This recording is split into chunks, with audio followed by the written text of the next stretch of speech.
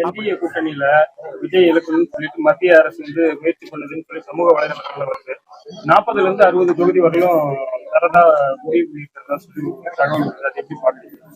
இந்த தேர்தலுக்கு பிறகு அதிமுகவுடைய பொதுச் செயலாளரை பீகார் நிதிஷ்குமார் போல பாரதிய ஜனதா கட்சி காலி செய்து விடுவார்கள் என்று நாம் நினைத்தோம்.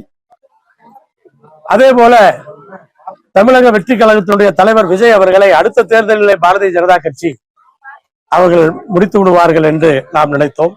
ஆனால் இவர்கள் முயற்சிப்பதை பார்த்தால் ஒரே கண்ணிலே 2 மாங்காய் இந்த தேர்தலிலேயே அடித்து விடுவார்கள் போல தெரிகிறது. அப்படி ஒன்று நடந்தது என்று சொன்னால் அதிமுகவினுடைய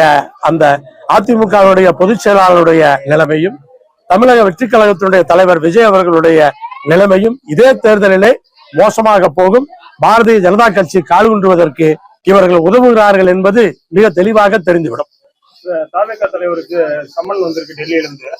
ஆனா இதே நிலையில வேட்புமனு தாக்கல் பண்ண தொண்டர்களிடையே நேர்காணல் பண்றாரு. அது எப்படி இல்ல, அதை சொல்லி அவர் அனுமதி கேட்டு இருக்கிறார்.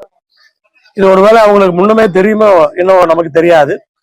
ஆனால் இருந்தாலும் கூட சிபிஐ மனிதாபிமான முறையிலே உண்மையான காரணத்தை புரிந்து கொண்டு அதற்கான நேரம் ஒதுக்கி இருக்கிறார்கள். ஆனால் சென்னையிலேயே விசாரிக்க வேண்டும் என்று இவர்கள் கேட்டிருக்கிறார்கள். அது முடியாது என்று சிபிஐ சொல்லியிருக்கிறது. டெல்லிக்குத்தான் வர வேண்டும் என்று சொல்லியிருக்கிறார்.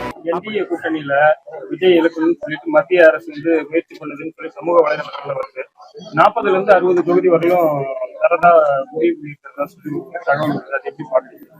இந்த தேர்தலுக்கு பிறகு அதிமுகவுடைய பொதுச் செயலாளரை பீகார் நிதிஷ்குமார் போல பாரதிய ஜனதா கட்சி காலி செய்து விடுவார்கள் என்று நாம் நினைத்தோம். அதே போல தமிழக வெற்றி கழகத்தினுடைய தலைவர் விஜய் அவர்களை அடுத்த தேர்தலிலே பாரதிய ஜனதா கட்சி அவர்கள் முடித்து விடுவார்கள் என்று நாம் நினைத்தோம். ஆனால் இவர்கள் முயற்சிப்பதை பார்த்தால் ஒரே கண்ணிலே 2 மாங்காய் இந்த தேர்தலிலேயே அடித்து விடுவார்கள் போல தெரிகிறது.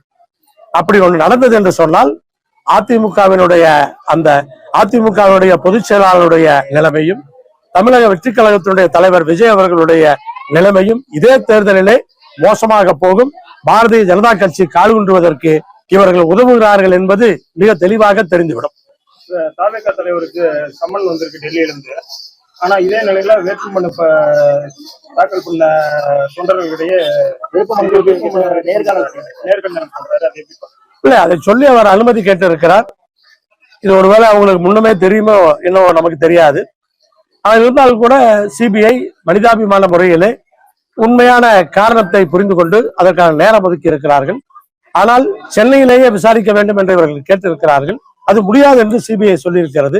டெல்லிக்குத்தான் வர வேண்டும் என்று சொல்லியிருக்கிறார்கள்.